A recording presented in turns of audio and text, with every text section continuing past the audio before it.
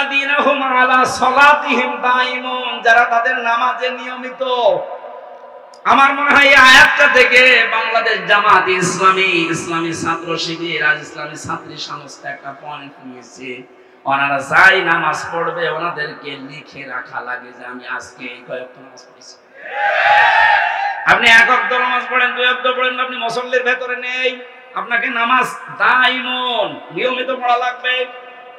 এজন্য আপনি জামাতে পড়লেন না একা পড়লেন ওইটাও লেখা লাগে। এক কথা বলছেন না? আপনার জীবন পরিবর্তনের জন্য সিলেবাসটা খুব জরুরি। আপনি যদি এখানে নাও আসতে চান, শুধু সিলেবাসটা কাছে রাখেন, 6 মাস আপনি কাছে রাখলে আপনার জীবন পাল্টাতে বাধ্য। আরে ভাই আমি নিজে তো পরীক্ষিত, 6 মাস রেখে দেখেন না কেন? আপনার জীবন যদি উচ্ছৃঙ্খল থাকে, বিশৃঙ্খলায় পরিপূর্ণ থাকে, আশা করছি আপনার জীবনকে আপনি কন্ট্রোলে নিয়ে আসতে পারবেন। আপনাকে আমি দাওয়াত দিচ্ছি না যে আপনি শিবির করেন, জামাত করেন, দরকার নেই। আপনার জীবনকে যদি সুগঠিত, সুশৃঙ্খল, সংগঠিত করতে চান, একেবারে লাইন মতো তুলতে চান, আল্লাহর এই আয়াতগুলোর পরে যে ইল্লাল মুসাল্লিন আল্লাহ দিয়েছেন, এটা যদি বাস্তবে দেখাতে চান, এই ফর্মটা একটু দোকান থেকে কিনে নিয়ে হলো পূরণ করেন। দেখবেন আমি কসম দিয়ে বলছি আপনি পাল্টিয়ে যাবেন, কারণ এই ফর্মগুলো সব কোরআনে কারীম থেকে ধারাবাহিকভাবে নিয়েছে। সুবহানাল্লাহ বলতে পারেন না? আমি যেটা তুলেছিলাম ইব্রাহিম নবীর জীবন নিয়ে, ওনাকে আল্লাহ বলছেন আমি নির্বাচিত করেছি, ছাঁটাই করে দেই কাউকে, কাউকে বাছাই করি, এটা আমি আল্লাহর নীতি। এজন্য আমরা যারা একামতে দ্বীনের লাইনে আছি এই বাংলাদেশে, তারা হীনমন্যতায় ভুগবেন না, ছোট মনে নিজেকে কখনো ছোট মনে করবেন না। আপনি পৃথিবীতে সবচাইতে দামি মানুষ, কারণ আল্লাহ আপনাকে নির্বাচিত করে ফেলেছে। আল্লাহ তার দ্বীনের জন্য আপনাকে ছাঁটাই করেনি, বাছাই করে নিয়েছে। আর এইটাই তোমাদের জাতির পিতার আদর্শ। এরপরের শব্দে আছে মিল্লাতা বিকুম ইব্রাহিম হুয়া সাম্মাকুমুল মুসলিমিন। বলেন আল্লাহু আকবার। আমি যেখান থেকে কথা তুলেছিলাম আপনাদের মনে আছে কিনা দেখেন তো। আমাদের জাতির পিতা হযরত ইব্রাহিম আলাইহিস সালাম দোয়া করেছিলেন মক্কার জমিনে, হে আল্লাহ তুমি আমার এই সন্তান এবং স্ত্রীর পরবর্তী প্রজন্মদের জন্য রিজিক হিসাবে গোশত এবং দুধের ভেতরে বরকত দিও। দেখবেন পুরো আরব জাহানের ভেতরে বাংলাদেশের মতো 14টা দেশ জোড়া দিলে যত বড় হবে, পুরো আরব জাহান এত বড়। আমি তো বহু জায়গায় ঘুরেছি হজের সময়, মাত্র 7 দিন 5 দিনে তো হজ হয়ে যায়, বাকি সময় 45 দিন আমি কি করব? গাড়ি ভাড়া করে হোক আর বিমানে টিকিট কেটে বিভিন্ন প্রদেশে খালি ঘুরতাম। দেখেছি শুধু মক্কাতে দুধ আর গোশতের ভেতরে ওই ইব্রাহিম নবীর দুয়ার ফসল এখনো চলছে, এখানে কোনো অভাব নেই। কিন্তু অন্য ফসল পাবেন না। বাকি অন্যান্য প্রদেশে যান, তাইফে গিয়ে দেখেছি পাহাড়ের উপরে শহরটা, অথচ ফল ফলাদি ফসলাদির কোনো অভাব নেই। নাটোরবাসী আল্লাহর তাকওয়া যদি অবলম্বন করি, আল্লাহর প্রতি ঈমান এনে জমিনে আমরা আবার আল্লাহর বিধানগুলো প্রতিষ্ঠা করার মাধ্যমে দেখাতে পারি, কসম খোদার যে অভাবগুলো চলছে, যে সিন্ডিকেট গুলো চলছে, এইটাও বন্ধ হয়ে যাবে। একটা গোপন কথা শোনাচ্ছি, আজকে শুনে আসলাম। তাই 2 মাসের ভেতরে এই দেশে আমরা যারা মাসলুম ছিলাম, খালি জালেমদের ওই 14 দল বাদ দিয়ে যারা মাসলুম ছিলাম, এই মানুষগুলো যদি এখনো এক হতে না পারি। আপনি আজকে মির্জা আব্বাসের বক্তব্য দেখেছেন, উনি বলছে জামাত আর বিএনপি আমরা সবাই মিলে দেশকে সাজাতে চাই। উনি পাকা খেলোয়াড়, পাকা রাজনীতিবিদ, আন্দাজে আবেগে কথা বলা লোক না। যা বলেছে চিন্তা ভাবনা করে বলেছে, আপনি একা পারবেন না। আরে ভাই আপনিও মুসলিম, আমিও মুসলিম, জালেমরা সব আমাদের এক জায়গায় রেখেছিল।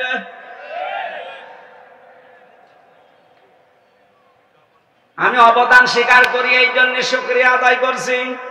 জনাব তারেক জিয়া সাহেবের পিএস আমার সাথে 3 বছর ছিল পাশে, শ্রদ্ধাভাজন বড় ভাই জনাব মিয়া নুরউদ্দিন অপু ভাই, ওই চার দেওয়ালের মাঝে ভাইটা আমাকে বহু সাহায্য সহযোগিতা করেছে।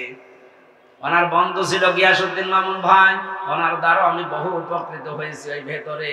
কারণ ভেতরে আমাদেরকে এমন অবস্থায় রেখেছিল, ছেলে না ছেলের ভেতরে, ওখানে উপকার পাওয়া খুব কঠিন। সবচাইতে বেশি উপকার পেয়েছি শাইখুল হাদিস আল্লামা মামুনুল হক হাফিজাহুল্লাহর কাছ থেকে। এই লোকটা যেহেতু আমার পাশের রুমে 3 বছর ছিল, বহু কষ্ট আমার জন্য স্বীকার করেছে এই 3টা বছর। আল্লাহ যেন পরিপূর্ণ উজরত দুনিয়া আখিরাতে পরিপূর্ণ করে দেন, বলেন আমিন। আজ বাংলাদেশে 49 বছর 53 বছর অবিচার চলছে, একটাই কারণ, এইটা প্রতিষ্ঠিত নেই আইন ব্যবস্থায়। এরা যদি বিচারালয়ে, প্রশাসনে, সংসদে সত্যি আমরা নিয়ে যেতে পারি, নবীজির গ্যারান্টি হচ্ছে আমান হাকামা বিহি আদালা, এটা বিচার ব্যবস্থায় নিয়ে যান, ন্যায় বিচার আইন করে দেবে। এর উপর আমাদের বিশ্বাস এখনো পরিপূর্ণ আসে না। এজন্য একে বাদ দিয়ে আমরা তৈরি করা আইন বিশ্বাস করে ওখানে নিয়ে যাই। মানুষের তৈরি করা আইনগুলো ওখানে যাবার পরে দেখা যায় ন্যায় বিচারের তুলনায় আরো দিন দিন অবিচার বেড়ে যাচ্ছে। আর আমার না অন্য কিছু ভাবলাম, আমি সবার কথা বাদ দিলাম, শুধুমাত্র ইসলামী আন্দোলন করার কারণে আমার যতটুকু দেখা চোখে জামাতের আমির যিনি ডাক্তার শফিকুর রহমান যে বারবার জেলে যাচ্ছে, নিজের ব্যক্তিগত কোনো কারণে না, দোষে না, শুধু ইসলামী আন্দোলন করার কারণে। ন্যায় বিচার থাকলে ওনারে এই বছরের পরে বছর জেল না, 1 সেকেন্ড ওনারে জেলে রাখার কোনো সম্ভাবনা নেই, কোন অধিকারও থাকবে না। অনেকেই যারা উল্টাপাল্টা দোষ দেওয়ার মন মানসিকতা করে, আরে ভাই উনি এসেছে ওইরকম লাইন থেকে, উনি মুক্তিযোদ্ধা পরিবারের সন্তান, উনি বাম রাজনীতি করতে করতে এসেছে, ওনারে যে আপনি উল্টাপাল্টা দোষ লাগিয়ে দেবেন যে আপনি আলবদর আসামস, আপনি রাজাকার, আপনারা নিজেরা তখন ধরা খাবেন, কারণ ছাত্রলীগ থেকে উঠে এসেছে। এখন মাঝে মাঝে সেজদা দিয়ে কাঁদে, রব্বুল আলামিন তুমি দয়া করে আমাকে যে একামতে দিনের খাদেম বানিয়েছো, যদি ওই অবস্থায় আমি থাকতাম আজ আমি জাহান্নামের পথে দৌড়াতাম। সামনে বসা মুসলমান ভাইরা, পর্দার আড়ালের সম্মানিত মা এবং বোনেরা, প্রশাসনের ভাইরা, প্রাণ প্রিয় নাটোরবাসী, দল মত নির্বিশেষে আমরা এসেছি অনুষ্ঠানে। এটা কোনো একক দলের সম্পদ নয়, আদা বায়ানুল লিন্নাস, মানুষ যারা তাদের জন্য আজকের এই আলোচনার অনুষ্ঠান। কথা বলে না কেন? আদা বায়ানুল লিন্নাস, আল্লাহ বলেন এর ভেতরে বায়ান করা আছে, বক্তব্য দেওয়া আছে মানুষ বলে যারা দাবি করে তাদের জন্য। বিগত কিছুদিন আগে যে দৃশ্য গেল, কিছু মানুষ এই পৃথিবীতে মানুষ হওয়ার অযোগ্য হয়ে গেছে, তাদেরকে যে মানুষ বলা যায় না, 2006 সালের আজকের এই দিন তার প্রমাণ। আপনারা জসিম ভাইয়ের নাম শুনছিলেন, পিটিয়ে হত্যা করার পরে তার লাশের উপরে কিছু মানুষ ড্যান্স দিয়েছে।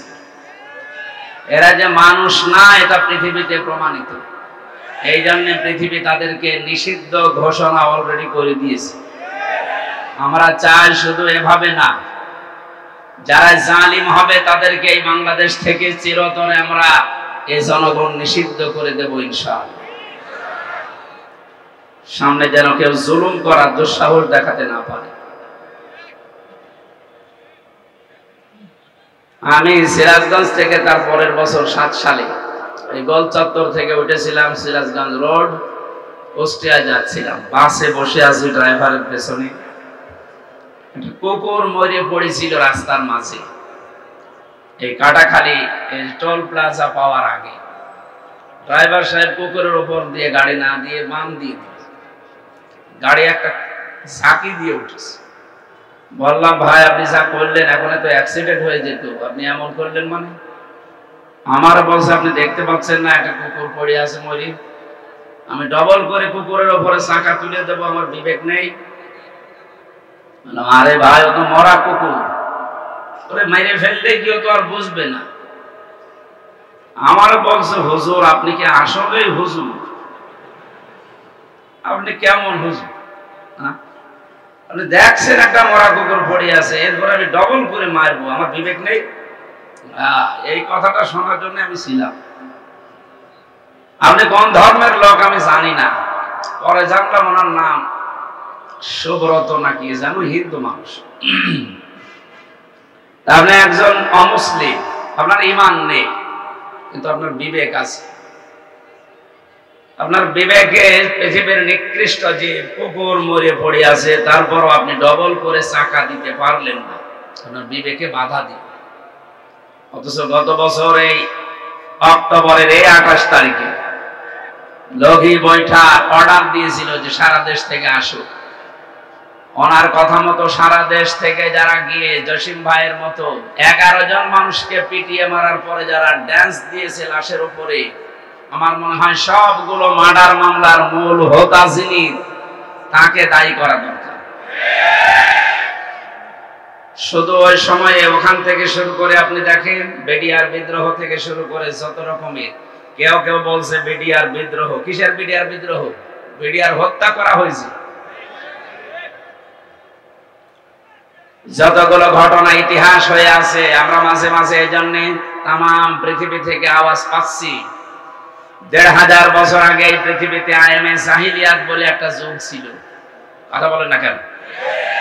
আর 2024 সালের 5 আগস্ট পর্যন্ত এই বাংলাদেশে আওয়ামী জাহিলিয়াতের একটা যুগ আমরা পার করেছি। সুতরাং এই অন্ধকার যুগ থেকে আল্লাহ আমাদেরকে একটা আলোর যুগে প্রবেশ করাচ্ছেন। এই আলো যেন আমরা কোরআন হাদিসের মাধ্যমে জ্বালতে পারি। কোরআন হাদিস বাদ দিয়ে আলো জ্বালালে আলো টিকবে না। আমরা এখনো পর্যন্ত দেখতে পাচ্ছি অনেকে শিক্ষিত মানুষ, কিন্তু এই মানুষগুলো খাদে পা দিয়ে যেন এই কথা বলতে চাচ্ছেন, কোরআন হাদিসের কথা যারা বলে তাদেরকে তারা মৌলবাদ বলে চালিয়ে দিচ্ছে। এই জিকির বন্ধ করা লাগবে। কার ফাঁদে পা দিয়ে আপনি এই জিকির করছেন আমি জানি না। এই ধোয়া তুলেই কিন্তু আয়না ঘর বানিয়েছিল। এই ধোয়া তুলেই হাজারো মুসলমানকে গুম করেছে আমার বিশ্ববিদ্যালয় কুষ্টিয়ার ওয়ালিউল্লাহ মুকাদ্দাস। এখনো পর্যন্ত তাদের খোঁজ নেই, 10 বছর হয়ে গেল। বড় আশা নিয়ে আমরা আছি যে কত মানুষ তো আসতেছে বের হয়ে বিভিন্ন জায়গা থেকে, এরা 2 জন যদি ফিরে আসতো, যারা গুম করে রেখেছেন যদি সত্যিই মেরে ফেলেন তাহলে আর কি বলবো। যদি বেঁচে থাকে আল্লাহর রাস্তায় তাদেরকে ফেরত দেন। তার মা বাবা এখনো পর্যন্ত আশায় আছে। সুতরাং এই ধোয়া তুলে বাংলাদেশকে একটা জঙ্গি রাষ্ট্র প্রমাণ করার জন্য বিশ্বে যারা এই 15.5 বছর চেষ্টা চালিয়েছে, তাদের ফাঁদে যদি এখনো কেউ পা দেয়, আমার মনে হয় বাকি কথা না বললেও আপনারা বোঝে। সুতরাং আমরা চাই এই দেশে কেউ মৌলবাদের জিকির করে যেন মুসলমানদেরকে এই দেশে আর কেউ বিপদে ফেলতে না পারে। যদি এরকম মানসিকতা থাকে আপনিও কিন্তু বিপদে পড়বেন, কারণ আপনি তো একদিন মারা যাবেন। হিন্দু হলে না আপনাকে পুড়িয়ে ফেলতো, খ্রিস্টান হলে না ওইভাবে আপনাকে নিয়েছে তো বিদায় দিতে। আপনি তো মুসলমান দাবি করেন, এখন আপনার জানাজা পড়াবে কে? মৌলবাদী বলে যে গাল দিচ্ছেন। আমরা চাই এদেশে কোন মানুষ যেন মুসলমান এবং আলেমদেরকে মৌলবাদী বলে গালি না দেয়। এ দাবি আপনারা করেন না?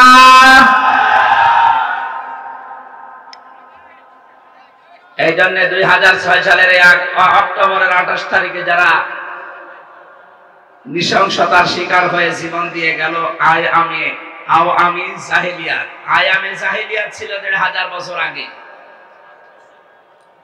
6 সাল থেকে শুরু করে 24 সাল পর্যন্ত আওয়ামী জাহিলিয়াত আমরা পার করেছি। এটা যে একটা অন্ধকারের যুগ, এতে কোনো সন্দেহ আছে আমাদের? কোনো সন্দেহ নেই। একটা অন্ধকারের যুগ পার করলাম, সব ছিল অন্ধকারের ভেতরে। আল্লাহ আমাদেরকে অন্তত একটা আলোর মুখ দেখানোর চেষ্টা করে দিয়েছেন, বাস্তবতা দিয়েছেন সামনে, আমরা যেন এটা ধরে রাখতে পারি। এই জন্য কোরআনে কারিমের আলোচনাগুলো বেশি বেশি হওয়া দরকার, কারণ কোরআন হচ্ছে আলো। কোরআন কি? আল্লাহ বলেন হাদা বায়ানুল লিন্নাস, এটা মানুষের জন্য বক্তব্য, ওয়া হুদান, এটা পথ নির্দেশিকা, ওয়া মাউইযাতুন, এটা উপদেশ, লিল মুত্তাকিন, যে মানুষগুলো মুত্তাকি দাবি করে তাদের জন্য। আমরা যেহেতু আল্লাহর বান্দা মুসলিম, এদেশে ৯৬% আমরা বাস করি, সেই হিসাবে কম বেশি আমরা সবাই মুত্তাকি। কিন্তু স্তর আছে, কেউ উপরে থাকবে, কেউ মাঝে থাকবে, কেউ নিচে থাকবে। জান্নাতের স্তর যেমন ৮টা, মুত্তাকিদের স্তরও ওইরকম ৮টা। যে যেই ধরনের মুত্তাকি হবে আল্লাহ তাকে ওই স্তরে জান্নাতে রাখবে। আমরা যারা জান্নাতুল ফিরদাউসে যাবার মতো মুত্তাকি হতে পারি, বলেন আমিন। এই ছেলে, যাই করেন কথা বলবেন না ভাই, এমনি কন্ডিশন আমার ভালো না। যা বলছি জোর করে বলছি, কথা বলবেন না। দাঁড়িয়ে থাকেন, বসে থাকেন, অসুবিধা নেই, কথা বলবেন না। দরবারে ইলাহিতে শুকরিয়া আদায় করেন তো আলহামদুলিল্লাহ। দরুদ আর সালাম পড়ছি আমাদের নবী মুহাম্মদ রাসূলুল্লাহ সাল্লাল্লাহু আলাইহি ওয়াসাল্লামের প্রতি। কথা বলতে গেলে কিছু মানুষের মনের ভেতরে খটকা লাগে, না জানে আবার বিরুদ্ধে চলে যায় কিনা। আরে ভাই, আমি কোরআন দিয়ে কথা বলি। কোরআনের কথা শুনলে ভয়ে থাকবে, আতঙ্কে থাকবে তো তারা যারা মুনাফিক। আপনি কি মুনাফিক? ওই জামানায় এই সিস্টেম ছিল, যখনই কোনো আয়াত নাযিল হতো মুনাফিক যারা নামধারী মুসলমান উপরে উপরে ঘোষণা দিত কালেমার, ভেতরে ভেতরে তারা ছিল কপটতাকারী, তারা ছিল সংকীর্ণ মনে, কালো রোগ বিশিষ্ট অন্তর নিয়ে তারা বাস করত। নবীকে দেখাতো আসি, পেছনে যে আবু জাহেলের সাথে লাইন করত। এইরকম মানুষ যারা, তারা নাই ভয় পেতে পারে, তারা আতঙ্কে ছিল। ১৫০০ বছর পরে এখনো বাংলাদেশে মুনাফিক আছে যে আপনার আতঙ্ক লাগে, না জানি আবার আমার বিরুদ্ধে চলে যায় কিনা। কয় আমরা যারা বসে আছি, কয় আমাদের তো কোনো টেনশন নেই। আল্লাহকে শুধু আমাদের না আপনারও জন্য আল্লাহ বলেন।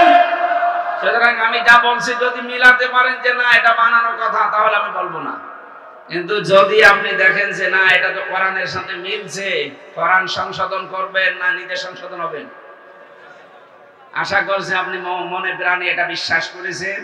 আমরা এবার কোরআনের একটা পয়েন্ট দিয়ে তেলাওয়াত কিন্তু আয়াতে যাব।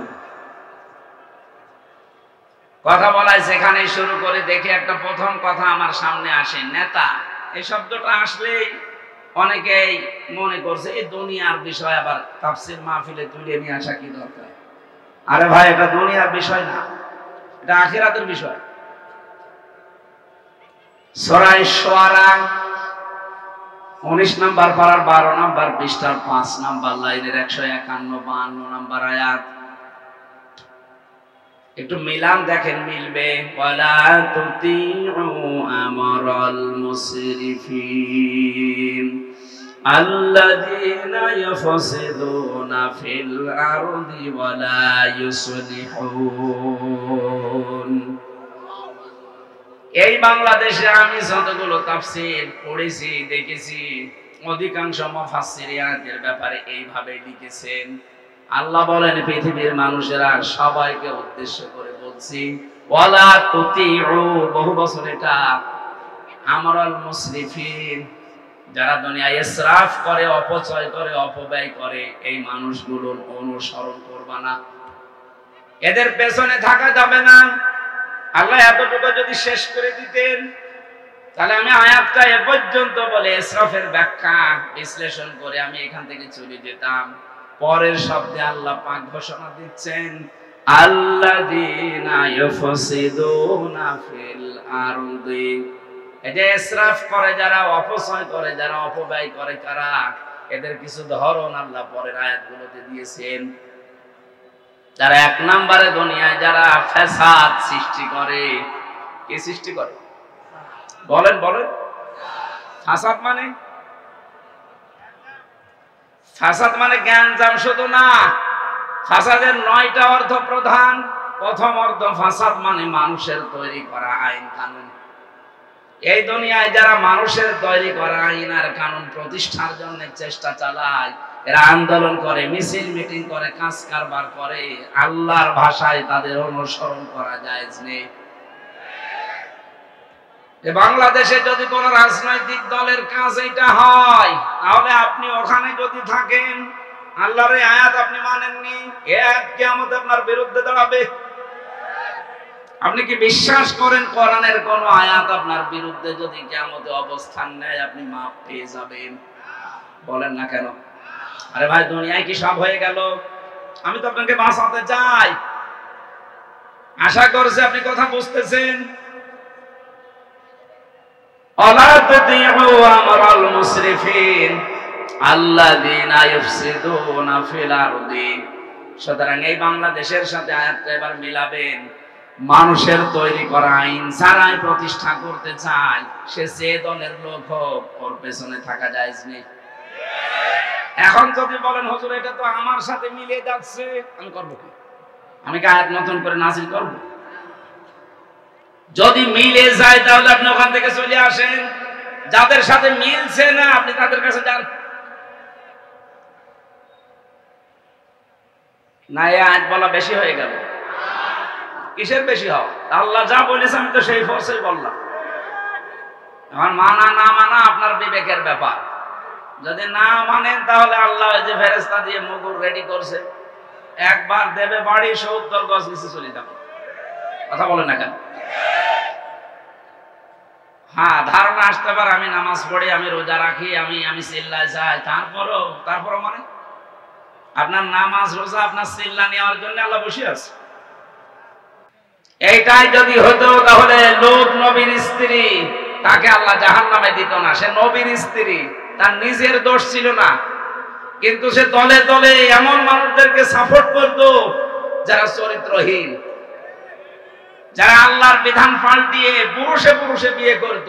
এই মানুষগুলোর সাপোর্ট করার কারণে নবীর স্ত্রীকে যদি আল্লাহ জাহান্নামে দেয়, আর যারা আল্লাহর আয়াতের পরিবর্তে মানুষের তৈরি করা আইন কানুন প্রতিষ্ঠা করতে চায়, তারাও ওই লোক নবীর জামানার উম্মতের মতো।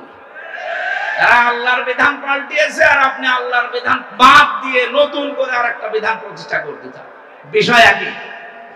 উনি নবীর স্ত্রী, চরিত্রহীন মানুষদেরকে সাপোর্ট করার কারণে যদি জাহান্নামে যায়, হামজা চরিত্রহীন মানুষদেরকে, যারা আল্লাহর আইন মানে না, আল্লাহর বিধানের পরিবর্তে অন্য বিধান নিয়ে আসে, এদের চরিত্র পৃথিবীর সবচাইতে খারাপ, কারণ এরা ফ্যাসাদ সৃষ্টিকারী। এই কথা বলেন না কেন? আমি ইঙ্গিত দিলাম, আশা করি আপনি বুঝেছেন। এরপরও যদি কেউ না বোঝার ভান করে থাকে, মোনাজাতের পরে আসেন, আপনার কানের কাছে মুখ নিয়ে বলছি, জোরে তো আর বলা যাচ্ছে না।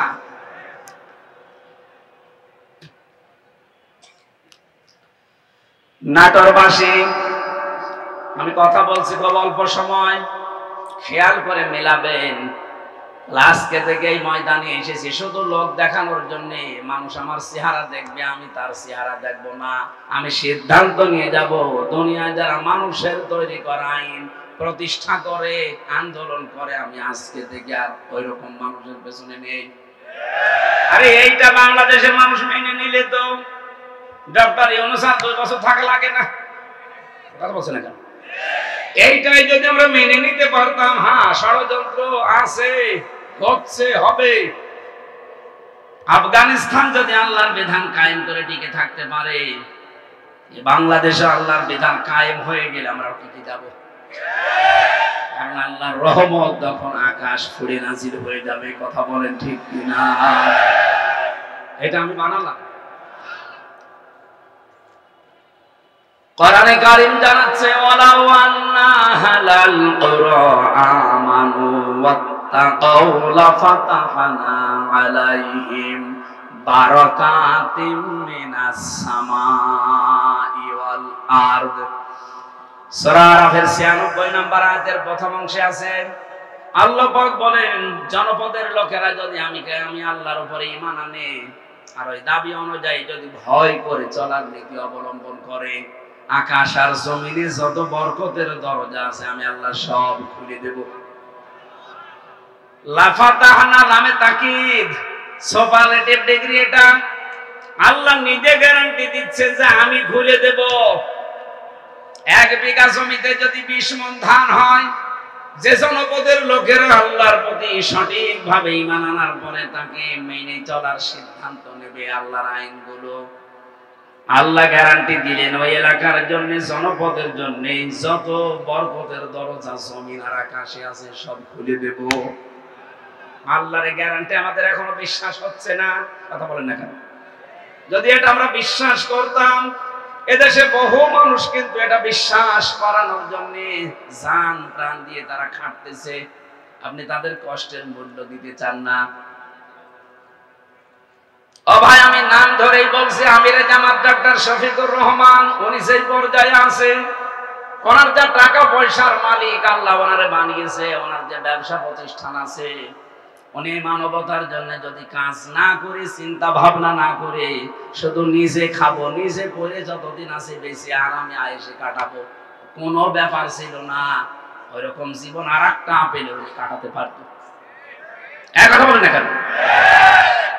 এই ঝানঝাবি ক্ষুব্ধ রাস্তায় ওনার আসার দরকার কি? কেন আজকে সিলেটে, কালকে চট্টগ্রামে, এরপরের দিন নাটোরে, এরপরের দিন খুলনায় এত দৌড়ানো লাগবে? তার আর কি অভাব আছে আপনার মতো? তাতে বিশাল হাসপাতাল আছে, ওইটা দিয়ে যদি সায়েন্স পন্থায় উনি করে খেতে চায়, মরণ পর্যন্ত হালাল বুঝে খেতে পারবে, 1 টাকাও হারাম উপায় করা লাগবে না। কোন কারণে এই মানুষটা রাস্তায় আসতেছে? আপনার বিবেকে কি নাড়া দেয় না? উনি বুঝেছেন খায়রুন নাস মাইয়ানফাউন নাস, হাদিস। নবীজি কিন্তু খায়রুন নাস বলার পরে মাইয়ানফাউল মুসলিমুনা বলেননি, যে মানুষের ভেতরে ওইটা উত্তম যে পৃথিবীতে শুধু মুসলমানদের উপকার করছে এবং করবে না। এনফাউ যেটা মোজারে, বর্তমান, ভবিষ্যৎ, প্রেজেন্ট, ফিউচার, এরপরে আল্লাহর নবী মুসলিমুনা দেয়নি, দিয়েছে খায়রুন নাস মাইয়ানফাউন নাস। পৃথিবীতে শ্রেষ্ঠ মানুষ আল্লাহর দরবারে ওইটা যে বেশি বেশি নামাজ পড়ে না, যে বেশি বেশি রোজা রাখে না, যে বেশি জিকির করে। কখন নবী যে কথা বলেননি, বিশ্ব নবী জানিয়েছেন ওই লোকটাই আল্লাহর কাছে সবচাইতে দামি, যার দ্বারা মানুষের উপকার হয়, কল্যাণ হয়। আর পৃথিবীতে মানুষের কল্যাণের জন্য সবচাইতে বড় মাধ্যম আল্লাহর বিধান। এটা যতদিন পর্যন্ত না আসবে, ততদিন মানুষের আসল যে কল্যাণ, এটা সাধন করা সম্ভব না। আজ আংশিক আমাদের কাছে আছে, এজন্য আমরা আংশিক কল্যাণ পাই।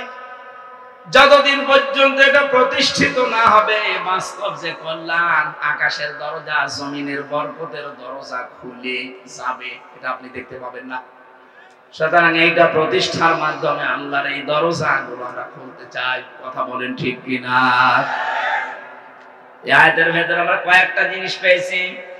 1 নম্বরে যারা ইসরাফ করবে, দুনিয়ায় অপচয় করবে, অপব্যয় করবে, তাদের ব্যক্তিগত জীবনে, পারিবারিক জীবনে, সামাজিক জীবনে, রাজনৈতিক জীবনে, অর্থনৈতিক জীবনে, আন্তর্জাতিক জীবনে, রাষ্ট্রীয় জীবনে, সব জায়গায় যারা শুধু অপচয় করে। জামা একটা হলে হয়, প্রতিদিন নতুন নতুন একটা করে শার্ট পরে, এরকম মানুষ এই দেশে আছে এবং ছিল। কথা বলেন না কেন? এটা অপচয় না? দুনিয়াতে যাকেই দেখবেন উনি অপচয়কারী, অপব্যয়কারী, তার পেছনে থাকবেন না, কারণ সে একটা নিজের শয়তান। নামাজ পড়েননি আপনি, শয়তানে কথা আমি কোরআনে পাইনি, বলেন তো কোনো আলেম পেয়েছে কিনা? রোজা রাখে না, সে শয়তানে কথা আল্লাহ পাক বলেননি। হজ করেননি আপনি, শয়তানে কথা আমি পাইনি। কিন্তু যারা অপচয় করে, অপব্যয় করে, এই মানুষগুলোকে আল্লাহ বলেন এরা শয়তানের ভাই। ইন্নাল মুবাদ্দিরিনা কানু ইখওয়ানাশ শায়াতিন ওয়া কানাশ শাইতানু লিরাব্বিহি কাফুরা। সূরা বানী ইসরাঈলের ভেতরে আছে, যারা অপচয় করে, অপব্যয় করে, এই মানুষগুলো শয়তানের ভাই। আমি এরকম কড়া কথা কোরআনে কোনো জায়গায় পাইনি। নামাজ পড়েননি, শয়তানের ভাই না, নেই। কিন্তু অপচয় করলে সে শয়তানের ভাই হয়ে যায়। ঘোষণাকার এই 15.5 বছর আমরা এটা অনেককে দেখতেছি। এই 15.5 বছরের ভেতরে যত অপচয় হয়েছে, অপব্যয় হয়েছে, এগুলো যদি অপচয় অপব্যয় না করে শুধুমাত্র জনগণের জন্য, রাষ্ট্রের কাজের জন্য ব্যবহার করতেন, আল্লাহর কসমে এই দেশটা কিন্তু দাঁড়িয়ে যেত। আমরা তো এইটাই চাচ্ছি, অপচয় অপব্যয় বন্ধ করেন, সত্য এবং ন্যায়কে দেশে প্রতিষ্ঠা করে দেন। যা আছে এইটা নিয়ে আল্লাহ দেশ দাঁড় করিয়ে দেবে। নবীজিকে আল্লাহ বলেছিলেন, হে নবী আপনি এখান থেকে চলে যাচ্ছেন, কিন্তু এই দোয়াটা করেন আমার কাছে, আকুর রব্বি আদখিলনি মুদখালা সিদকি ওয়া আখরিজনি মুখরাজা সিদকি ওয়া জাআলনি মিন লাদুনকা সুলতানান নাসীরা। এই শেষের যে কথাটা, আল্লাহ তুমি আমাকে এমন একটা রাষ্ট্র ক্ষমতা দান করো যেখানে তোমার সাহায্য থাকে। আমার তো মনে হচ্ছে দেশে একামতে দিনের দায়িত্ব যারা পালন করে তাদের একটা মানুষকে মুখ দিয়ে যদি বলাতে পারেন, তারা যদি বলে আমরা জামাতে ইসলামের প্রতিষ্ঠা চাই, আমি আজকে থেকে তওবা করে ফিরাইব। আপনি যাকে জিজ্ঞাসা করে সে জীবনেও বলবে না আমরা জামাতে ইসলামের প্রতিষ্ঠায় দেশে চাই, তারা বলতে বাধ্য হবে আমরা আল্লাহর কোরআনের প্রতিষ্ঠা চাই। এইটাই তো আসল বিষয়। কথা বোঝার চেষ্টা করে। আল্লাহর কোরআনে কারীম যদি দেশে প্রতিষ্ঠিত সত্যি হয়ে যায়, আমি আপনাকে গ্যারান্টি শুধু না অনেকেই দিচ্ছে, এ দেশে চাঁদাবাজি থাকবে না। আজ আমরা অনেকে আতঙ্কে আছি, বাইরে গেলে অনেককে মেরে ফেলছে মানুষ বিভিন্ন কায়দায়। এই গ্যারান্টি কোরআনে কারীম দিয়েছে ১৫০০ বছর আগে। ফামান তাবিআ হুদায়া ফালা খাউফুন আলাইহিম ওয়ালা হুম ইয়াহজানুন। আমার পাঠানো হেদায়েত যদি কেউ অনুসরণ করে চলতে পারো, আমি আল্লাহ গ্যারান্টি দিচ্ছি কোনো ভয় থাকবে না, কোনো চিন্তা থাকবে না। স্বাধীন হয়েছে ঠিক, কিন্তু এখনো ভয় আছে না নেই? এখনো অনেক আওয়ামী জাহিলিয়াত যারা এ মানুষগুলোর কারণে এখনো ভয়ে ভয়ে আছি। এই ভয়টা থাকবে না যদি এটা কায়েম হয়ে যায়। এই জন্য আমরা গ্যারান্টি দিতে পারি, এটা কায়েম করে দেন। আল্লাহর ঘোষণা মিথ্যা হবে না। তখন আপনি ঘরের ভেতরে যেভাবে নিরাপদে আছেন, রাস্তাঘাটে ওভাবে নিরাপদে থাকবেন। আমরা এটা চাই না। বলেন বলেন। আজ বিভিন্ন দ্রব্য মূল্যের ঊর্ধ্বগতি বাড়তেছে, এইটাও বন্ধ হওয়া সম্ভব। ফালিয়াবুদু রাব্ব হাদাল বাইত আল্লাযী আত'আমাহুম মিন জু' ওয়া আমানাহুম মিন খাউফ। আল্লাহ বলেন ঘরের মালিকের ইবাদত করো। এই ঘরের মালিকের ইবাদতের তাফসিরে পড়েছি, আল্লাহর আইনগুলো একটু মেনে চলার চেষ্টা করো ব্যক্তি, পরিবার, সমাজ, রাষ্ট্রে। দেখবা দুনিয়াতে খাবারের অভাব হবে না, কোনো ভয়ও থাকবে না। খাবারের অভাব হবে না। আমাদের জাতির পিতা হযরত ইব্রাহিম আলাইহিস সালামের তথ্যটা জানা দরকার অনেকের।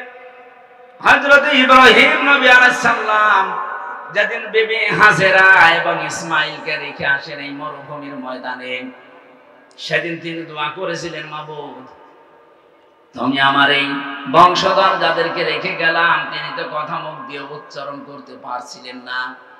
খাদিজা হাজেরা রাদিয়াল্লাহু তাআলা আনহা যখন জিজ্ঞাসা করেছে, স্বামী এটা কি নিজের সিদ্ধান্তে রেখে যাচ্ছে না আল্লাহর সিদ্ধান্তে?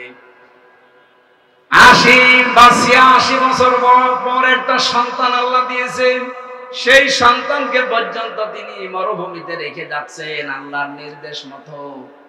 ওই সময় তিনি কথার মুখ দিয়ে বের হয়নি, আকাশের দিকে আঙ্গুল দিয়ে বলেছিলেন হ্যাঁ আল্লাহর অর্ডারে। তিনি ওই দিন দোয়া করেছিলেন, তার দোয়াটা ওই জামানায় কেউ শোনেনি, কিন্তু আল্লাহ পাক কোট করে রেখেছেন কোরআনে। আল্লাহ রাব্বুল আলামিন সূরা ইব্রাহিমের ভেতরে সেই আয়াতের শেষের অংশটা নাযিল করে জানিয়েছেন, তোমাদের জাতির পিতা ইব্রাহিম দোয়া করেছিলেন, রব্বুল আলামিন আমার এই বংশধরদের জন্য তুমি গোশত এবং দুধ এই দুইটার ভেতরে বরকত দিয়ে দিও। এজন্য আরব জাহানের ভেতরে শুধু মক্কায় আপনি অন্য কোনো ফসল পাবেন না। দেখবেন এখানে গোশত আর দুধের কোনো অভাব নেই। উট বলেন, বকরি বলেন, দুম্বা বলেন, এগুলো দিয়ে গোশত আর দুধ, আমাদের এটা জাতির পিতার দোয়ার ফসল। কিয়ামত পর্যন্ত এই বরকত থাকবে। এমন একটা জাতির পিতা আমরা পেয়েছিলাম, দোয়ার ফসল চলছে এখন, কিয়ামত পর্যন্ত দোয়া চলতে থাকবে। আর আমরা যারা জাতির পিতা দাবি করি, কি দোয়া করেছি? আমি নিচে নামলাম না।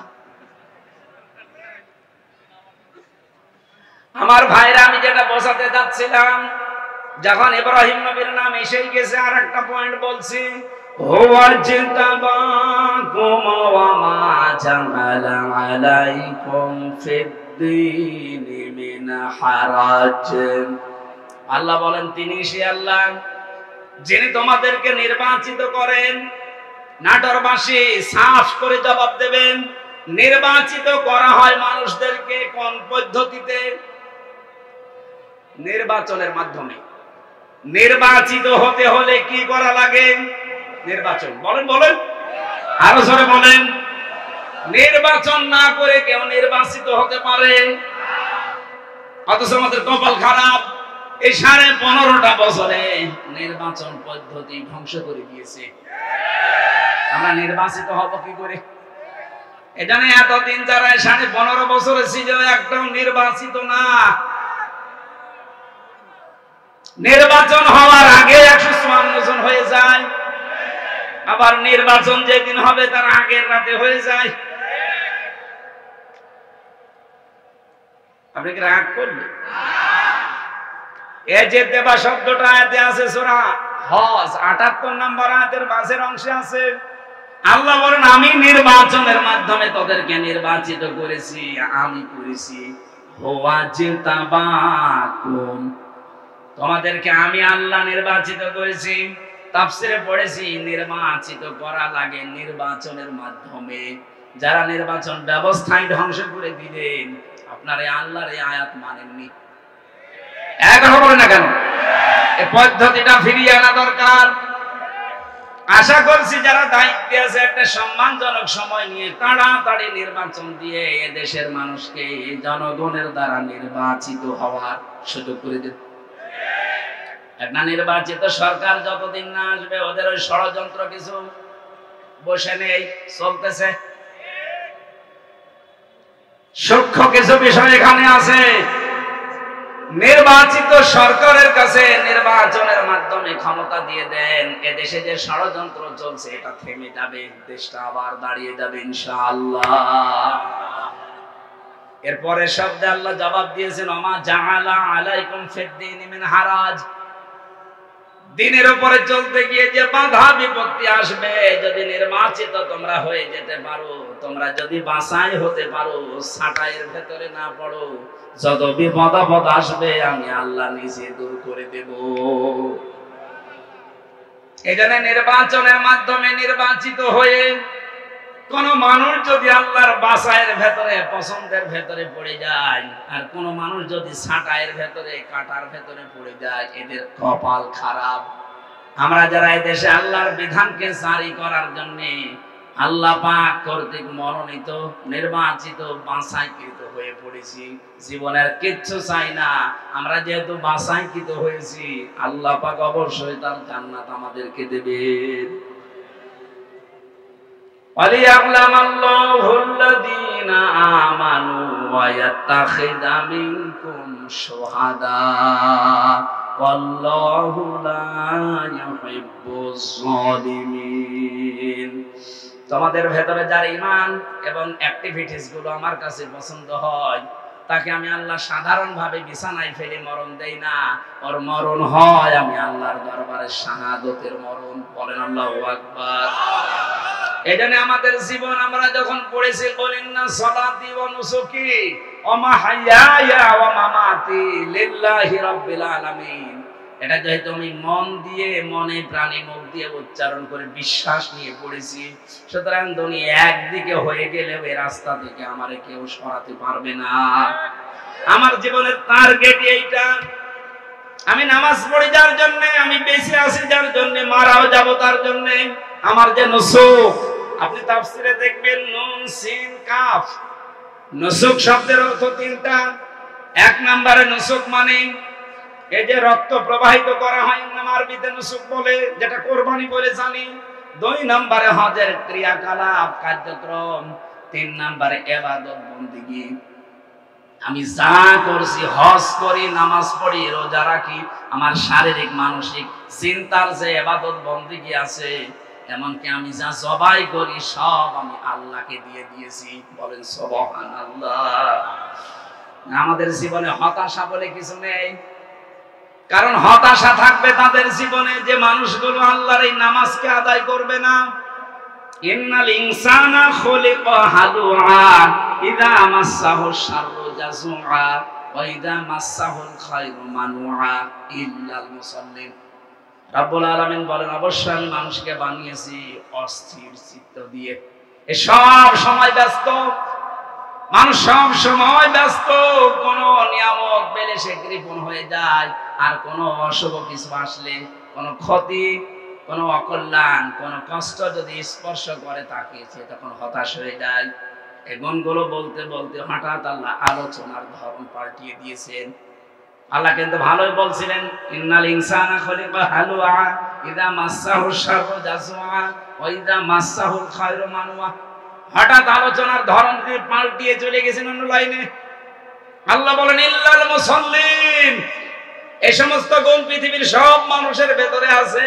এরা সবসময় অস্থির, এরা বিপদ আসলে হায় হতাশ করে, আর নিয়ামত পেলে কৃপণ হয়ে যায়। কিন্তু তারা নয় যারা মুসল্লি। কারা? কোন মুসল্লি? আল্লাযীনা হুম আলা সালাতিহিম দাঈমুন, যারা তাদের নামাজে নিয়মিত। আমার মনে হয় এই আয়াতটা থেকে বাংলাদেশ জামাত ইসলামী, ইসলামী ছাত্র শিবির আর ইসলামী ছাত্রী সংস্থা একটা পয়েন্ট নিয়েছে। ওনারা যাই নামাজ পড়বে ওনাদেরকে লিখে রাখা লাগে যে আমি আজকে এই কয়েকটা নামাজ পড়েছি। আপনি এক ওয়াক্ত নামাজ পড়েন, দুই ওয়াক্ত পড়েন, আপনি মুসল্লির ভেতরে নেই। আপনাকে নামাজ দাইমন নিয়মিত পড়া লাগবে। এজন্য আপনি জামাতে পড়লেন না একা পড়লেন, ওইটাও লেখা লাগে। এক কথা বলছেন না? আপনার জীবন পরিবর্তনের জন্য সিলেবাসটা খুব জরুরি। আপনি যদি এখানে নাও আসতে চান, শুধু সিলেবাসটা কাছে রাখেন। 6 মাস আপনি কাছে রাখলে আপনার জীবন পাল্টাতে বাধ্য। আরে ভাই, আমি নিজে তো পরীক্ষিত। 6 মাস রেখে দেখেন না কেন? আপনার জীবন যদি উচ্ছৃঙ্খল থাকে, বিশৃঙ্খলায় পরিপূর্ণ থাকে, আশা করছে আপনার জীবনকে আপনি কন্ট্রোলে নিয়ে আসতে পারবেন। আপনাকে আমি দাওয়াত দিচ্ছি না যে আপনি শিবির করেন, জামাত করেন, দরকার নেই। আপনার জীবনকে যদি সুগঠিত, সুশৃঙ্খল, সংগঠিত করতে চান, একেবারে লাইন মতো তুলতে চান, আল্লাহর এই আয়াতগুলোর পরে যে ইল্লাল মুসাল্লিন আল্লাহ দিয়েছেন, এটা যদি বাস্তবে দেখাতে চান, এই ফর্মটা একটু দোকান থেকে কিনে নিয়ে হলো পূরণ করেন। দেখবেন, আমি কসম দিয়ে বলছি, আপনি পাল্টিয়ে যাবেন। কারণ এই ফর্মগুলো সব কোরআনে কারীম থেকে ধারাবাহিকভাবে নিয়েছে। সুবহানাল্লাহ বলতে পারেন না? আমি যেটা তুলেছিলাম ইব্রাহিম নবীর জীবন নিয়ে, ওনাকে আল্লাহ বলছেন আমি নির্বাচিত করেছি, ছাঁটাই করে দেই কাউকে, কাউকে বাছাই করি, এটা আমি আল্লাহর নীতি। এজন্য আমরা যারা একামতে দ্বীনের লাইনে আছি এই বাংলাদেশে, তারা হীনমন্যতায় ভুগবেন না, ছোট মনে নিজেকে কখনো ছোট মনে করবেন না। আপনি পৃথিবীতে সবচাইতে দামি মানুষ, কারণ আল্লাহ আপনাকে নির্বাচিত করে ফেলেছে। আল্লাহ তার দ্বীনের জন্য আপনাকে ছাঁটাই করেনি, বাছাই করে নিয়েছে। আর এইটাই তোমাদের জাতির পিতার আদর্শ। এরপরে শব্দে আছে মিল্লাতা বিকুম ইব্রাহিম হুয়া সাম্মাকুমুল মুসলিমিন। বলেন আল্লাহু আকবার। আমি যেখান থেকে কথা তুলেছিলাম আপনাদের মনে আছে কিনা দেখেন তো। আমাদের জাতির পিতা হযরত ইব্রাহিম আলাইহিস সালাম দোয়া করেছিলেন মক্কার জমিনে, হে আল্লাহ, তুমি আমার এই সন্তান এবং স্ত্রীর পরবর্তী প্রজন্মদের জন্য রিজিক হিসাবে গোশত এবং দুধের ভেতরে বরকত দিও। দেখবেন পুরা আরব জাহানের ভেতরে বাংলাদেশের মতো 14টা দেশ জোড়া দিলে যত বড় হবে, পুরা আরব জাহান এত বড়। আমি তো বহু জায়গায় ঘুরেছি হজের সময়, মাত্র 7 দিন 5 দিনে তো হজ হয়ে যায়। বাকি সময় 45 দিন আমি কি করব? গাড়ি ভাড়া করে হোক আর বিমানে টিকিট কেটে বিভিন্ন প্রদেশে খালি ঘুরতাম। দেখেছি শুধু মক্কাতে দুধ আর গোশতের ভেতরে ওই ইব্রাহিম নবীর দুয়ার ফসল এখনো চলছে, এখানে কোনো অভাব নেই। কিন্তু অন্য ফসল পাবেন না। বাকি অন্যান্য প্রদেশে যান, তাইফে গিয়ে দেখেছি পাহাড়ের উপরে শহরটা, অথচ ফল ফলাদি ফসলাদির কোনো অভাব নেই। নাটোরবাসী আল্লাহর তাকওয়া যদি অবলম্বন করি, আল্লাহর প্রতি ঈমান এনে জমিনে আমরা আবার আল্লাহর বিধানগুলো প্রতিষ্ঠা করার মাধ্যমে দেখাতে পারি, কসম খোদার যে অভাবগুলো চলছে, যে সিন্ডিকেট গুলো চলছে, এইটাও বন্ধ হয়ে যাবে। একটা গোপন কথা শোনাচ্ছি, আজকে শুনে আসলাম। তাই 2 মাসের ভেতরে এই দেশে আমরা যারা মাসলুম ছিলাম, খালি জালেমদের ওই 14 দল বাদ দিয়ে যারা মাসলুম ছিলাম, এই মানুষগুলো যদি এখনো এক হতে না পারি। আপনি আজকে মির্জা আব্বাসের বক্তব্য দেখেছেন, উনি বলছে জামাত আর বিএনপি আমরা সবাই মিলে দেশকে সাজাতে চাই। উনি পাকা খেলোয়াড়, পাকা রাজনীতিবিদ, আন্দাজে আবেগে কথা বলা লোক না। যা বলেছে চিন্তা ভাবনা করে বলেছে, আপনি একা পারবেন না। আরে ভাই, আপনিও মুসলিম, আমিও মুসলিম, জালেমরা সব আমাদের এক জায়গায় রেখেছিল।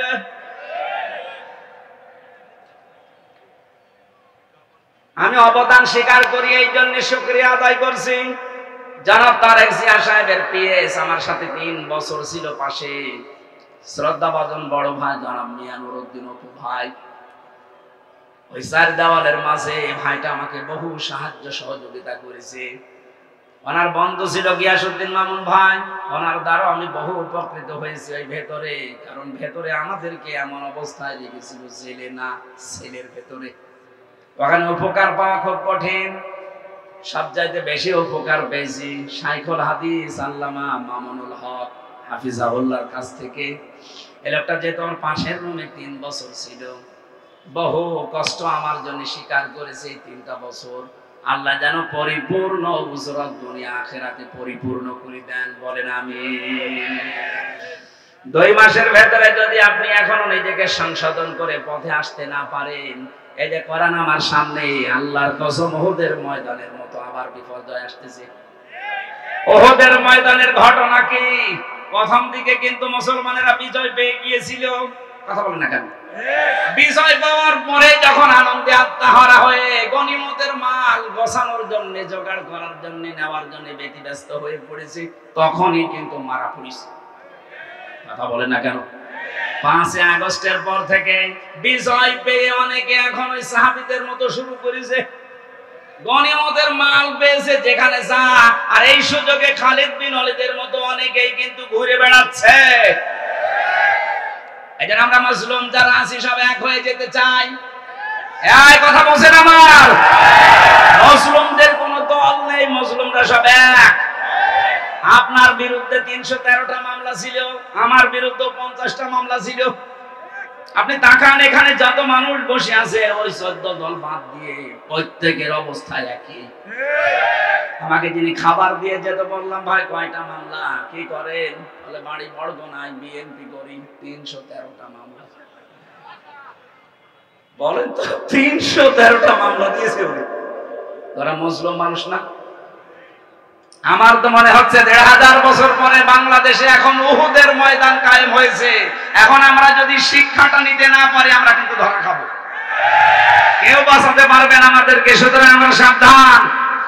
মির্জা আব্বাস সাহেবের কথাটাকে বারবার গুরুত্ব দেন, নয়তো আপনি আনন্দে আত্মহারা হয়ে থাকবেন। খালিদ বিন ওয়ালিদের মতো মানুষ পাহাড়ের পাদদেশ থেকে চুরি করে এসে একেবারে কচু কাটা করে শেষ পর্যন্ত বিজয় ছিনিয়ে নেবে। আমরা অন্তত এইটার সামনে হতে দিতে চাই না। এই কথা বলেন না কেন? জালেম যারা ছিল আর ওদের দোসর, ওদের কথা বাদ দিলাম। বাকি আমরা যারা মুসলিম, সে যে দলের লোক হন, মাজলুমদের কোন দল এখন আর নেই। মাজলুমদের একটাই দল, যেহেতু এখন স্বৈরাচার নেই, আমরা সব মাজলুম আমরা দেশকে সাজাতে চাই। আর আমরা অন্য ধর্মের মানুষের তুলনায় এদেশে মুসলিম বেশি, এই হিসাবে বলছি। অন্য ধর্মের লোক যদি 96 ভাগ থাকতো, আমি এটা বলতাম। যেহেতু এখানে 96 ভাগ, আমরা আর যাই করি মুসলিম, কথা বলেন না কেন? এই পরিচয় থেকে আপনি বের হয়ে যেতে পারবেন যে না আমি ফুল হাতা, বলতে পারবেন? আমার হাফ হাতা, কথা বলছেন না? এখানে ফুল হাতা আছেন, কোনটা হাত তোলেন তো? নেই, আলহামদুলিল্লাহ। না, আছে দু একটা, বাজারে বাজারে বসে আছে। এখানে কোন ফুল হাতা আছে? সব কি হাফাতা। কয়েকটা থাকতে পারে, ওই যে ওইটা এখনো তো দেয়নি, দু একটা আছে, ওগুলো দিয়ে দেবে। কিন্তু আমরা যারা হাফাতায় আছি, সত্যি কথা বলছি, আমাদের এই পরিচয় দেওয়াই লাগবে, আমি মুসলিম। নামাজ রোজা হজ যাকাত হয়তো কম বেশি হয়ে যায় আমাদের, কিন্তু এই পরিচয় দেওয়া লাগবে না যে আমার নামের আগে মোহাম্মদ আছে, আমার নামের আগে সিরি আছে, কথা আমি লিখতে পারবো? কথা বলেন না কেন? সুতরাং যারা মুসলিম এই শব্দটা লেখেন যে মোহাম্মদ, আমির, হামজা, তাদের এখন সব এক হওয়া লাগবে, সব একদিকে চলে যাক। এই 15.5 বছরের স্লোগান ছিল যে আমরা স্বৈরাচার বাদ দিয়ে সব এক, সেই সুযোগ আল্লাহ তৈরি করে দিয়েছে। সুতরাং আমরা সব এখন কি এক? বলেন বলেন। এক হওয়ার জন্য যে সামনে যে বিষয়গুলো রাখা লাগে তার ভেতর অন্যতম কোরআনে কারীম। আর কোরআন বলছে দুনিয়ায় যারা ইসরাফ করবে, অপচয় করবে, অপব্যয় করবে, আপনারা তাদের সাথে থাকবেন না। এখন আপনি ভাগ করে নিন।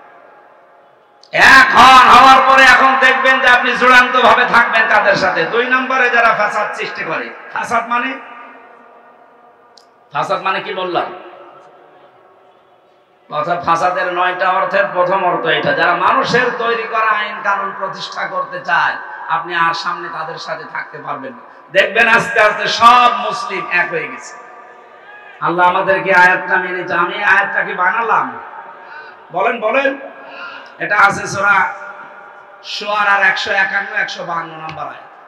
এখানে নেতৃত্ব, এটা কিন্তু শুধু দুনিয়ার বিষয় হলে আমি কোনো অনুষ্ঠানে বলতাম না। কিছু মানুষ গীবত করে, বাইরে বসে বসে হুজুর শুধু নেতৃত্বের কথা বলে। আরে ভাই, এটা তো আমার জীবনের সাথে, আখিরাতের সাথে সম্পর্কিত।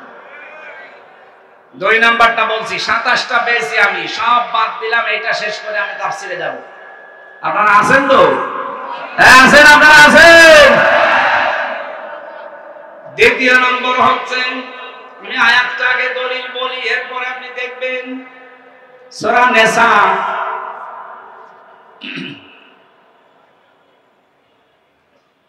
5 নাম্বার পারার 2 নাম্বার পৃষ্ঠা 11 নাম্বার লাইনের 34 নাম্বার আয়াতের প্রথম অংশে আছে, আর রিজালু কাওয়ামুনা আলান নিসা। আল্লাহ পাক বলেন এই পৃথিবীতে নেতৃত্ব দেবে পুরুষেরা, মেয়েরা থাকবে তাদের আন্ডারে। এই আয়াতটা বানিয়েছে কে? না আমি এখন বানালাম? কথা বলেন কে? এই আয়াত দ্বারা প্রমাণিত নেতৃত্বের ভার পড়বে পুরুষের উপরে, আর মেয়েরা থাকবে তাদের আন্ডারে। এই আয়াত যদি আমরা 100% বিশ্বাস করি, এখানে যারা আছেন সারা বাংলাদেশে যেহেতু 96% মুসলমান, এই হিসাবে বড় আশা নিয়ে আয়াতটা পড়লাম। আগামী কিয়ামতের আগ পর্যন্ত বাংলার চেয়ারে কোনো মহিলা যেন নেতৃত্বে বসতে না পারে। না, পুরুষ মানুষ আসুক, কথা বলেন না কেন? যে মহিলা থাকবে সেখানে আপনি থাকবেন না, এটা মনে হয় রাজনীতি হয়ে গেল। হ্যাঁ, এটা রাজনীতি। এবার আল্লাহকে আজকে রাতে জিজ্ঞাসা করবেন, আল্লাহ সূরা নিসার 34 নম্বর আয়াতের প্রথম অংশ মনে হয় ঠিক হয়নি, কারণ আমাদের দেশে এটা আছে, আপনি কি করলেন? এটা অন্তত তুলে সৌদি আরবে দিয়ে দেন, হবে? আয়াতের ব্যাখ্যা একটা হাদিস পড়েছি, এই যে আমরা সফল হতে পারি না কেন? নবীজি বলেন, ক্বালান নবী সাল্লাল্লাহু আলাইহি ওয়াসাল্লাম, লা ইউফলিহা কওমুন, ওই জাতি কখনো সফল হচ্ছে না, হবে না, যে জাতির নেতৃত্বে আছে, নেতা হয়ে আছে কোন মহিলা। এবার আপনার বিবেকে যা বলে আপনি তাই করেন। আজকের তেলাওয়াত কিন্তু আয়াতের সাবজেক্ট আকারে কথা বলার জন্য আমার আলোচনার বিষয় হচ্ছে দোষারোপ। কি বললাম? শব্দটা শুনতে যত ছোট মনে হচ্ছে, এই বিষয়টা অনেক বড়। এই যে দোষারোপ করেন আন্দাজে যারে তারে, এই বিষয়টা যে কত সেনসিটিভ বিষয়, মানুষের অন্তর পর্যন্ত মরে যায় এই দোষারোপ করার এই গুনাহ যদি আপনি করেন। একটা বই পড়েছি, 16টা রোগের কারণে মানুষের অন্তর মরে শেষ হয়ে যায়, তার ভেতরে প্রথম হচ্ছে যারা দোষারোপ করে। সূরা নিসার 112 নম্বর আয়াত প্রমাণ দিচ্ছেন আল্লাহ, ومن يكسب خطيئة أو إثما ثم يرم به بريئا فقد احتمل بهتانا وإثما مبينا। এই পৃথিবীতে অনেক মানুষ এমন আছে, হে নবী আপনি দেখবেন তারা নিজেরা অন্যায় করে, নিজেরা অপরাধ করে, নিজেরা পাপের কাজ করে। আর এই কাজটা যখন সংগঠিত হয়ে যায়, একটা নিরপরাধ ভালো মানুষ নির্দোষ মানুষের উপরে পাপটা চাপিয়ে দেয়, দোষটা চাপিয়ে দেয়, সে যেন প্রকাশ্য পাপের বোঝা বহন করছে। আজকে কত বাস্তব, আপনি 5 আগস্টের পর থেকে মিলে যাবে। 15.5 বছরে যারা আন্দাজে মানুষের উপরে নিজেরা অন্যায় করে দোষ চাপিয়ে দিত, সেই দোষ এখন আল্লাহ তাদের ঘাড়ে চাপিয়ে অলরেডি মানুষকে দেখাচ্ছে। এদেশের যত অপকর্মের মূল হোতা, আমি কোরআন সামনে নিয়ে মিথ্যা কথা বলছি না, সত্য কথা বলছি, ছাত্রলীগ। কারণ আমি জেলে দেখেছি বিশ্বজিৎকে হত্যা করেছে যারা, আবরার ফাহাদকে যারা হত্যা করেছে সব আমার সাথে ছিল। আমি জিজ্ঞাসা করেছিলাম ওই শাওনকে, ফাঁসির আসামি ছিল, এখন যাবজ্জীবন 30 বছর জেল। মাঝে মাঝে খাবার দিতে আসতো, উনি রাইটার ছিল, লিখতে আসতো নাম। বললাম আপনি এই কাজ করলেন কেন, এখন কেমন লাগে? জীবনের সবচাইতে বড় মারাত্মক ভুল আমার এইটা। ওই সময় কেন ওদের আদর্শে অনুপ্রাণিত হয়ে বিশ্বজিৎ কিন্তু বারবার বলেছিল, ভাই আমি আপনার ধর্মের লোক না, আমি হিন্দু মানুষ। যদি আপনার বিশ্বাস না হয়, আপনি আমার লুঙ্গি খুলে প্যান্ট খুলে দেখেন যে আমার ফুল হাতা। কথা বলছেন না? ও কিন্তু বলেছিল যে আমি হাফ হাতা না, এরপরও ওকে আমরা ছাড়ি নাই, জায়গায় শেষ করে দিয়েছি। এই অন্যায়টা করার পরে চাপিয়ে দিতে চেয়েছিল ইসলামপন্থীদের মাথার উপরে, আল্লাহ তাদের মাথার উপরে দোষটা চাপিয়ে দুনিয়ার মানুষকে দেখিয়ে দিয়েছে। ক্ষমতার কারণে, প্রভাব প্রতিপত্তির কারণে, টাকা পয়সার কারণে অনেক দোষ তাদের ঢাকা ছিল। আল্লাহ 5 তারিখের পর থেকে সব এখন এই যে আয়াতের শেষের শব্দ ফাকাদিহাতামালা বহুতানা ওয়া ইসমাম মুবিনা, ও যেন প্রকাশ্য পাপের বোঝা বহন করে বেড়াচ্ছে। ঠিক তাই, এমন বোঝা আইসিটি গতকালকে সংবাদ সম্মেলন করে জানিয়েছে পরশুদিন, যদি এই দেশে নিষিদ্ধ সংগঠনের কেউ পরিচয় দেয় তার 6 মাস জেল।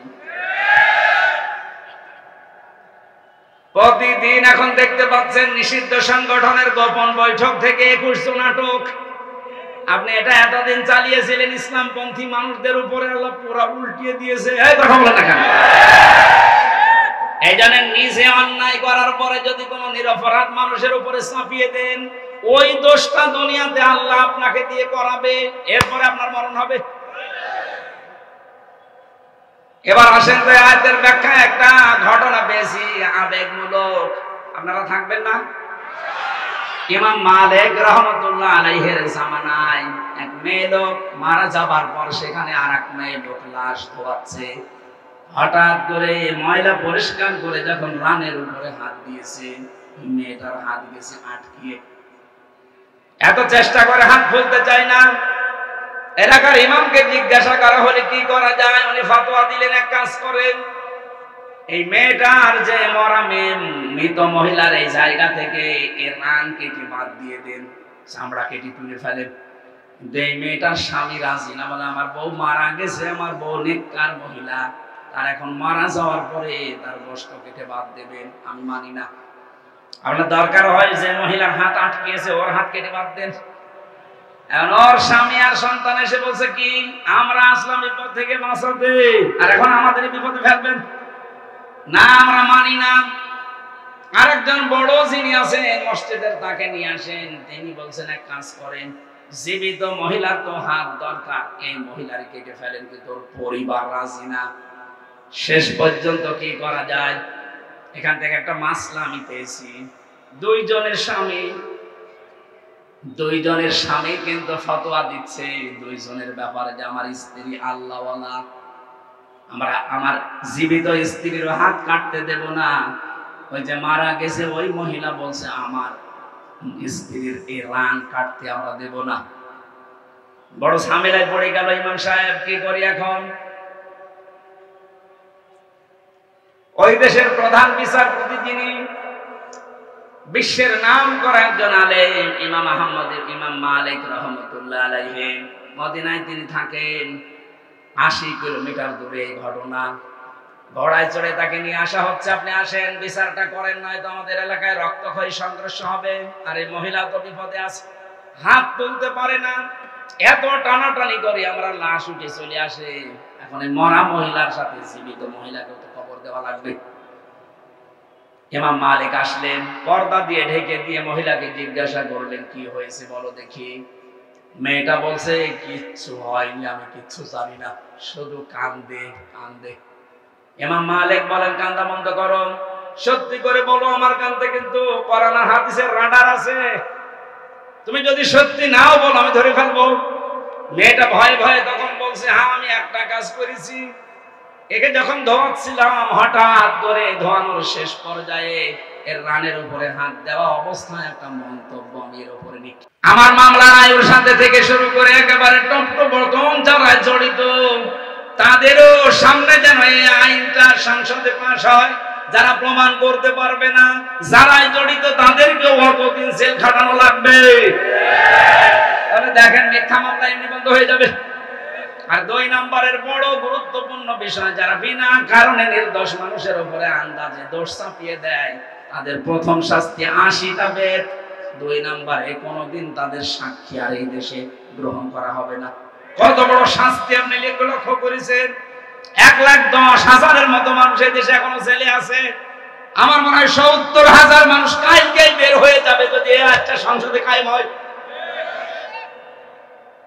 বহু নির্দোষ মানুষ জেল খাটতেছে, এমনি কিচ্ছু জানে না, মিথ্যা সাক্ষী দিয়ে তারা জেলখানায় লিখেছে। এই মামলার আয়ু থেকে শুরু করে যারা এর সাথে জড়িত, যারা পুরোপুরি কমপ্লিট করতে পারবে না, তাদেরও ওই শাস্তির আওতায় আনা লাগবে। তখন এই ছোটখাটো রাগারাগি হলেও আর পুলিশ দিয়ে ধরাবে না। না, যদি প্রমাণ করতে না পারি তো ছাতা আমার কপালও আছে। ইমাম মালিক বললেন, প্রথম শাস্তি হবে তোমার 80টা বেত, আর জীবনেও তোমার সাক্ষী আর কোনোদিন মরণের আগে এই আদালতে গ্রহণ করা হবে না। জাল্লাদকে ডাক দাও, কারণ হাত তো ছড়ানো লাগবে, হাত তো লেগে আছে, আঠার মতো লেগে আছে। জাল্লাদ এসে শুরু করেছে বিসমিল্লাহির রহমানির রহিম বলে, 1টা 2টা 79টা হয়ে গেছে। মেয়েটার পিঠ ফিনকি দিয়ে রক্ত বের হচ্ছে, তারপরও ছাড়ে না। আর একটা বাকি আছে, যাব। ইমাম মালিক ডাক দিয়ে বললেন, জাল্লাদ অবস্থা কি? পর্দার আড়াল থেকে জবাব দিচ্ছে, ইমাম সাহেব অবস্থা খারাপ, আর একটা বাকি আছে, কিন্তু হাত ওই অবস্থায় আছে। ইমাম মালিক বললেন, না, কোরআন মিথ্যা হতে পারে না, কোনদিন কোরআনে কারিমে কোনো মিথ্যা কথা আল্লাহ দিতে পারেন না। ওয়া তাম্মাত কালিমাতু রাব্বিকা সিদকাও ওয়া আদলা লা মুবাদদিলা লিকালিমাতিহি ওয়া হুয়াস সামিউল আলিম। আল্লাহ পাক বলেন, আমার এই কোরআন পরিপূর্ণ করার সত্য দিয়ে কিয়ামত পর্যন্ত কোন মিথ্যা এর ভিতরে প্রবেশ করতে পারবে না। লা ইয়াতিহিল বাতিলু মিন বাইনি ইয়াদাইহি ওয়ালা মিন খালফি তানজিলুম মিন হাকিমিন হামিদ। এর ভেতর থেকে, উপর থেকে, নিচ থেকে, ডান থেকে, বাম থেকে কোন মিথ্যা যাওয়ার সম্ভাবনা বলেন। 2 নাম্বার, এটা কিয়ামত পর্যন্ত পরিবর্তন হবে না, যা দিয়েছি ওইটাই। দুনিয়া পাল্টাবে কিন্তু কোরআনে কারিমের কোন বিধান পাল্টানো সম্ভব। 3 নম্বর, এটা ইনসাফ দিয়ে পরিপূর্ণ, কারো অবিচার করে না। আজ বাংলাদেশে 49 বছর 53 বছর অবিচার চলছে, একটাই কারণ, এইটা প্রতিষ্ঠিত নেই আইন ব্যবস্থায়। এটা যদি বিচারালয়ে, প্রশাসনে, সংসদে সত্যি আমরা নিয়ে যেতে পারি, নবীজির গ্যারান্টি হচ্ছে আমান হাকামা বিহি আদালা, এটা বিচার ব্যবস্থায় নিয়ে যান, ন্যায় বিচার আইন করে দেবে। এর উপর আমাদের বিশ্বাস এখনো পরিপূর্ণ আসে না। এজন্য একে বাদ দিয়ে আমরা তৈরি করা আইন বিশ্বাস করে ওখানে নিয়ে যাই। মানুষের তৈরি করা আইনগুলো ওখানে যাবার পরে দেখা যায় ন্যায় বিচারের তুলনায় আরো দিন দিন অবিচার বেড়ে যাচ্ছে। আর আমার না অন্য কিছু ভাবলাম, আমি সবার কথা বাদ দিলাম, শুধুমাত্র ইসলামী আন্দোলন করার কারণে আমার যতটুকু দেখা চোখে জামাতের আমির যিনি ডাক্তার শফিকুর রহমান যে বারবার জেলে যাচ্ছে নিজের ব্যক্তিগত কোনো কারণে না, দোষে না, শুধু ইসলামী আন্দোলন করার কারণে।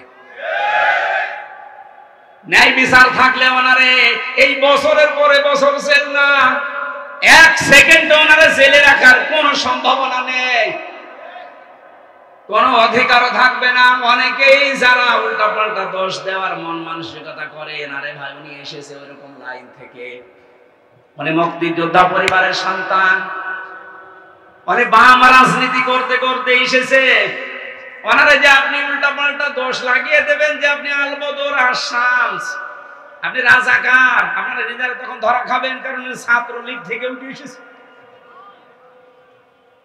এখন মাঝে মাঝে সেজদা দিয়ে কাঁদে, রব্বুল আলামিন তুমি দয়া করে আমাকে যে একামতের দিনের খাদেম বানিয়েছো, যদি ওই অবস্থায় আমি থাকতাম আজ আমি জাহান্নামের পথে দৌড়াতাম। এরকম কিছু মানুষ আল্লাহ বাংলাদেশে যেন তৈরি করে দেয়, যারা আজ না বুঝে একামতের দিনের বিরোধিতা করেন। আপনিও যদি ডাক্তার শফিকুর রহমানের মতো বুঝতে পারেন, দেখবেন আপনিও খাদেম হয়ে যাবেন। মানে যদি বাম থেকে এসে খাদেম হতে পারে, আপনি তো ডান পথে আছেন, একটু আসেন না কেন? আপনাকে ভর্তি হতে বলছি না, শুধু সিলেবাসটা একটু দেখেন। আমি এক ওসিকে পড়াতাম কুষ্টিয়ায়,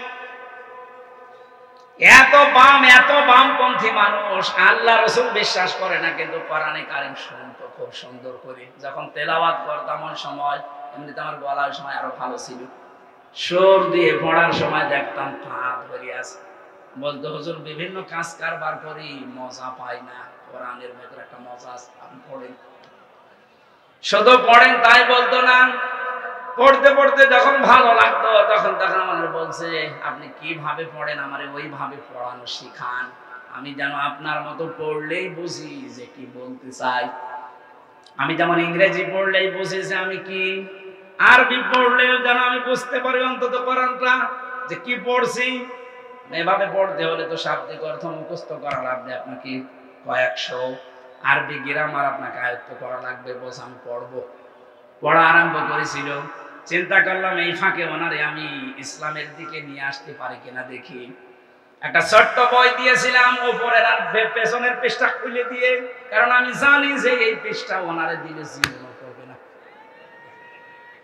বিংশ শতাব্দীর একজন অন্যতম মুজাদ্দিদ সাইয়্যিদ আবুল আলা মওদুদী আল উস্তাজ, ওনার লেখা কালিমার হাকিকাত বই নিয়ে একটা দেখলাম, এই বই দিলে পড়বে না, উপরের পৃষ্ঠা ছিঁড়ে ফেললাম, ওখানে নাম লিখে দিলাম অন্য জনের, পেছনের পৃষ্ঠা ছিঁড়ে দিলাম যে কোন জায়গা থেকে ছাপা হয়েছে ওদিকে লেখা আছে, দরকার নেই।